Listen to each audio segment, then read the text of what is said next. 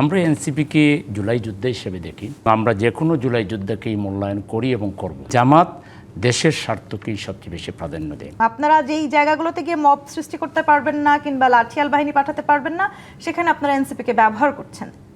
এই বক্তব্য তো আপনি বললেন, আর শ্রদ্ধেয় আনিস আলমগীর ভাই বললেন, বা আরও কেউ বলে থাকতে পারেন।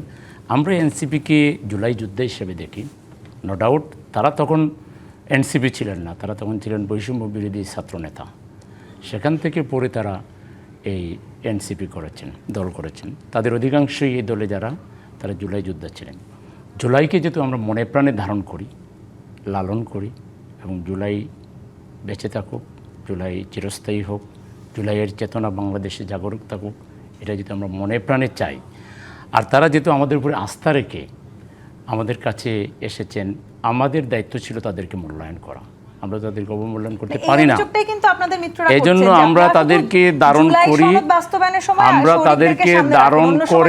আমরা তাদেরকে ধারণ করে মূল্যায়ন করেছি, এবং আমরা যে কোনো জুলাই যুদ্ধকেই মূল্যায়ন করি এবং করব। নগদ নিয়ে এলো হার না মানা হার অফার।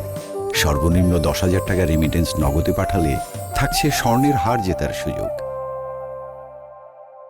শুধু তারা না, প্রত্যেক জুলাই যুদ্ধকে আমরা সম্মান করি, ধারণ করি, মূল্যায়ন করি।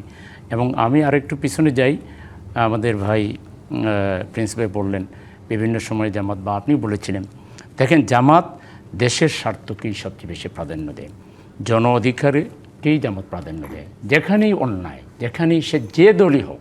আমি একদিন আওয়ামী লীগের আমি একসাথে আন্দোলন করেছি, এই জন্য আওয়ামী লীগ অন্যায় করলে মেনে নিব। বিএনপি আর আমরা বিভিন্ন দিক থেকে বহুদিন একসাথে কাজ করেছি, এই জন্য বিএনপি অন্যায় করলে মেনে নিব না, অন্যায়ের প্রতিবাদ করব। আবার বিএনপি ভালো কাজ করলে সেটাও আমরা সমর্থন করব। জামাতের নীতি হলো এটা, জামাত ভালো কাজের সাথে থাকবে সে যেই হোক, মন্দ কাজের প্রতিরোধ করবে সে যেই হোক না কেন। এই নীতিতে জামাত তার নিজের সক্রিয়তা বজায় রেখে